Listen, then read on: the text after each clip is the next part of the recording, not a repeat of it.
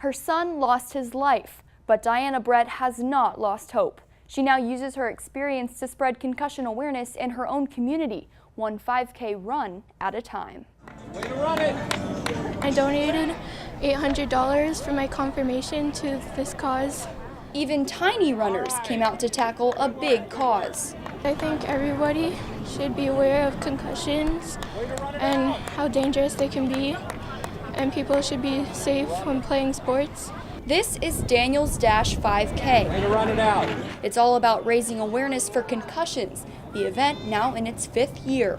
The whole purpose of Daniel's Dash is to be able to get that awareness to parents primarily, and also to the student athletes themselves, so that we don't have the stigma that stay tough, stay quiet so you can stay in the game. That stigma is so common among student athletes in particular. It's likely what led to her son Daniel's death in May of 2011. Researchers admit there's still much to be learned about concussions and how they affect the brain. Realizing it, Diana had her 16-year-old's brain donated to research at Boston University, a leading team of scientists in concussion research, immediately following his death. The police officers, they thought I was crazy. And yeah, I am crazy, I just lost my son. But I think there's more to this. Diana Brett and Dr. Jillian Hotz of the U-Concussion program have become close friends. Together, they are a powerhouse for concussion awareness nationwide. Their focus, young athletes like Diana's son, Daniel. There are a lot of concussion-related media information out there, but most of it is on the NFL players.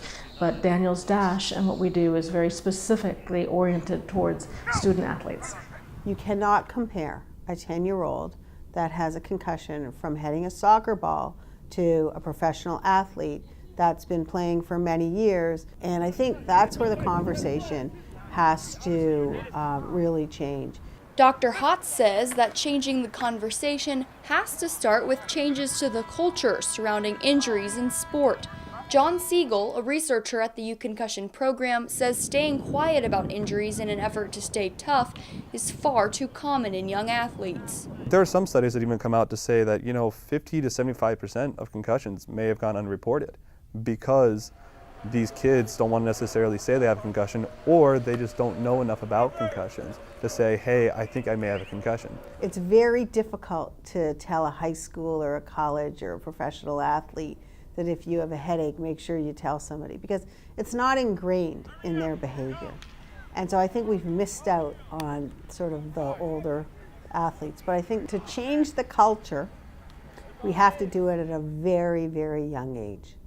We have to teach a 5-year-old that it's cool to report. What's the easiest way to teach young kids these days? Technology. That's why Dr. Hotz turned to a video game to change the conversation on concussion education. We put together a video game called Sport Safe. It's an educational video game to teach little children about this, to teach them about the symptoms, that it's cool to report, that they can get back to play fast as soon as they get better.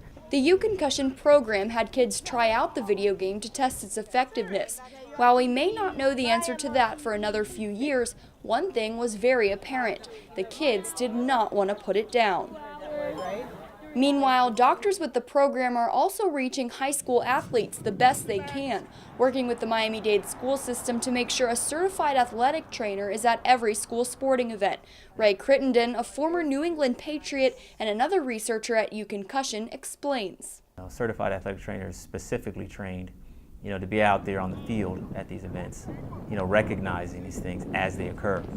So your trainer is a little bit unique in that they're out there on the field seeing this, and they understand the dynamics of the coach-player relationship.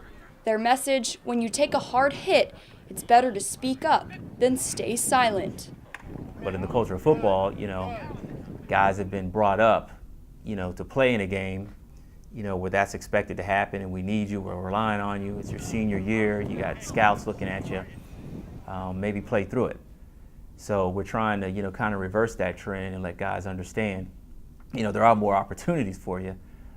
It doesn't all culminate into, one play. And that's the type of message we want to send out. It's okay to say that you're hurt. you should say that you're hurt. You don't want to take an opportunity, a chance on what happened with Daniel. This is for our kids. This is not for the pros. This is to be able to bring awareness for concussions for student athletes, whether they're in the college or high school levels. Diana has already accomplished so much to bring awareness to concussions, but her journey to keep Daniel's memory alive is far from over. Earlier this year, she traveled with other moms to our nation's capital to lobby for national regulations preventing concussion-related injuries. She also tells us that while Daniel's Dash will not continue, she is planning events like it to keep up the fight for concussion awareness.